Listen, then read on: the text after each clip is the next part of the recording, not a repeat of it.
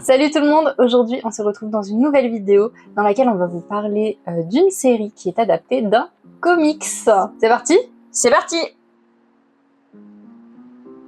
On va parler d'Umbrella Academy. Alors attention, si vous n'avez jamais lu ou jamais regardé la série sur Netflix, léger risque de spoil! Dans cette histoire, on se trouve dans un monde où il y a eu 43 naissances, carrément sorties de nulle part puisque leur mère ne présentait aucun signe de grossesse. Et on va y suivre plus particulièrement 7 enfants qui forment l'Umbrella Academy puisqu'ils ont été adoptés par Sir Reginald Hargreaves, un joyeux personnage, un père aimant, pas du tout.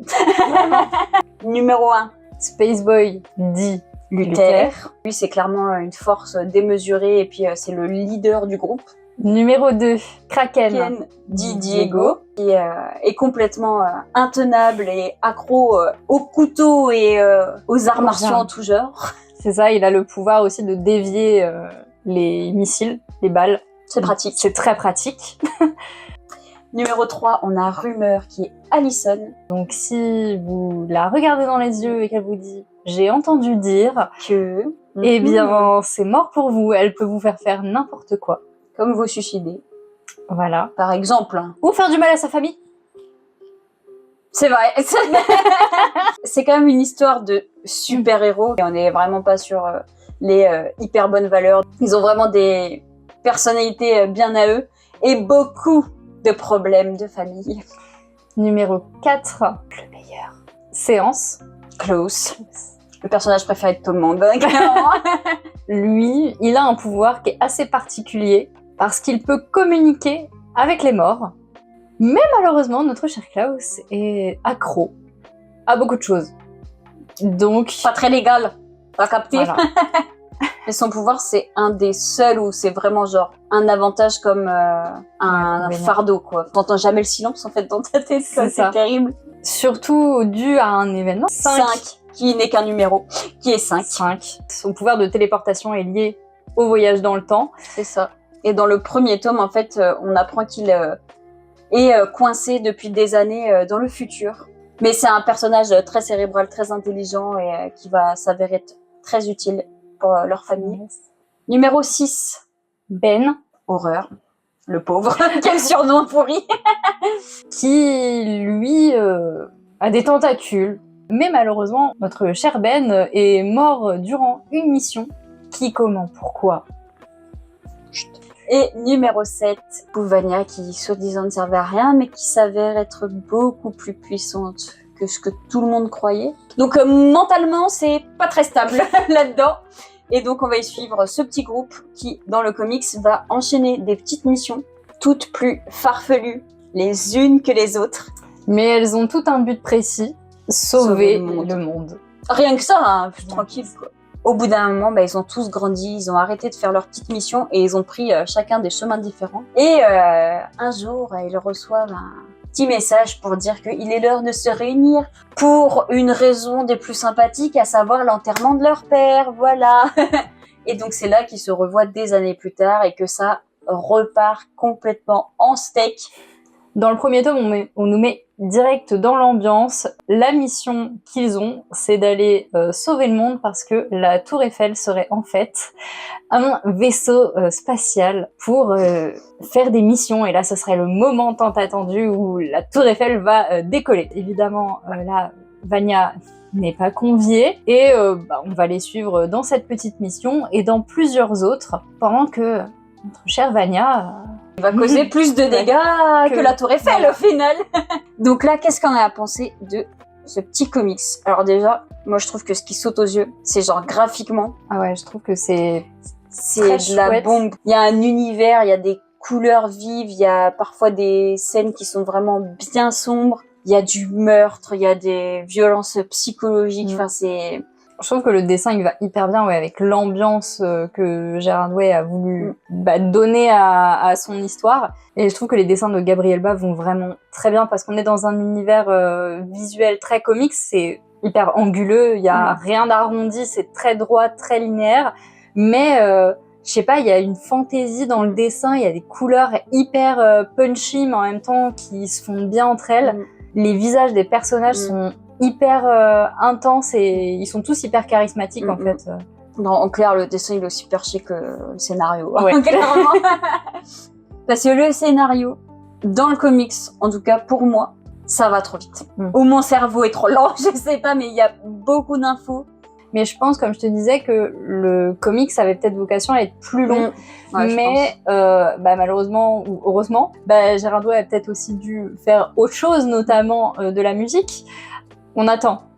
On attend, mais c'est vrai que le 3e tome est sorti 10 ans après le deuxième. Le deuxième. Un album qui a été fait, une tournée, et forcément, là, ça a été plus difficile pour Gérard de pouvoir se focaliser sur son histoire. Je pense que s'il avait pu le faire, il en aurait fait des dizaines de tomes. Le mot est le bon parce qu'il s'est vraiment pas focalisé que sur 2-3 idées. Non, je pense qu'il avait plein d'idées dans le crâne et qu'il s'est dit, wow, je vais tout mettre. Ça va exploser de partout. Mais franchement, des fois, je lisais, j'ai mal au crâne. Hein. Après, c'est très bien et puis c'est vraiment, je pense, un comics de super-héros, entre gros guillemets, qui est vraiment à part. Ouais. Donc c'est quand même une expérience à vivre, à lire. Faut être concentré. Hein. C'est ça, faut être concentré. Mais ce qui est bien, c'est que dans cette édition-là de Delcourt, c'est qu'à la fin, vous avez plein de pages qui vous expliquent comment les idées sont venues petit à petit, comment ils se sont inspirés. Et en fait, je trouve ça c'est trop chouette parce qu'on voit vraiment le cheminement de pensée. Avec des cahiers de croquis. Je pense qu'il y a beaucoup de références qu'on a loupées. On connaît pas tout, quoi. En soi, ça reste un très bon comics, mais je pense que la série a surtout beaucoup aidé. Ouais, parce que heureusement. Parce que je pense que si on avait lu sans avoir vu la série en parallèle, j'aurais été complètement paumée. Et du coup, pour faire le parallèle avec la série, ne vous attendez pas au même cheminement dans l'histoire. Il y a vraiment... c'est pas pareil. C'est vraiment hyper différent. Le tome 1, je trouve qu'il suit relativement l'histoire, la première saison. Mais à la fin de la première saison, il se passe un événement qui n'est absolument pas dans le comics. Et du coup, vous avez plein de choses dans le comics qui vont pas avoir été mises dans la série par Netflix. Mais vous allez quand même retrouver tout au long des tomes des personnages qui vont revenir, des scènes parfois importantes dans le comics et parfois hyper futiles. Mais du coup, vous allez pouvoir piocher un peu et retrouver des choses. Vous retrouvez les personnages avec leur caractère. Vous en avez des nouveaux qui arrivent et qui sont géniaux. Lila. Incroyable. Mais je trouve que la série a quand même été bien faite. Pour pallier au manque d'informations, justement, ils ont vraiment étendu autour des petits chapitres pour vraiment avoir une histoire complète qui soit quand même tenue sur plusieurs épisodes. Et au final, c'est bourré d'action. Surtout, je trouve la première saison et là, la 4e, c'est plus intense. La 3e, un peu moins, qui est un peu plus en huis clos dans un lieu, donc un peu moins d'action réelle. Mais c'est quand même, je trouve que c'était une bonne série, je trouve que c'est hyper bien filmé. Genre là, la dernière saison, il y avait des plans, c'était vraiment super bien fait. Les deux antagonistes, on va dire, trop bien choisi les acteurs. Incroyable pour ceux qui l'ont vu, on se sait. C'est deux personnages qui sont complètement inventés parce qu'ils apparaissent pas dans les comics, mais ils sont géniaux. Ils collent hyper bien dans l'ambiance. Ils sont au même niveau que Hazel et Chacha. Complètement fou, un peu attachant, mais un peu glauque, un peu bizarre. La seule énorme différence dans la série, et je pense qu'ils n'avaient pas le choix vu comment ça part dans tous les sens, c'est de partir dans un délire de ligne temporelle alternative. C'est fou parce que ce que vous ressentez dans le comics, à savoir être complètement paumé, avoir un peu du mal à suivre, vous allez quand même ressentir ça un peu dans la série. Genre, vous regardez, vous vous laissez porter, et il y a des trucs que vous allez capter tout de suite, d'autres que vous allez comprendre plus tard. Ça va un peu jouer avec votre cerveau, clairement. Mais c'est ça qui est bien dans ce genre de série. Et puis franchement, ça pète de partout. Pour faire le premier pas dans le monde d'Umbrella Academy, je pense que la série Netflix est quand même plus accessible. Mais en soi, c'était une bonne œuvre. On a passé des super moments de lecture ou de visionnage. Et on vous recommande grandement d'y jeter un petit coup d'œil. En plus, maintenant, les deux sont finis. C'est ça.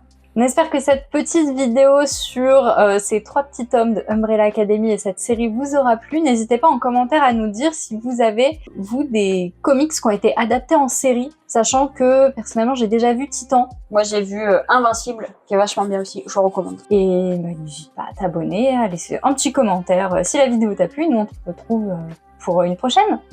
Salut.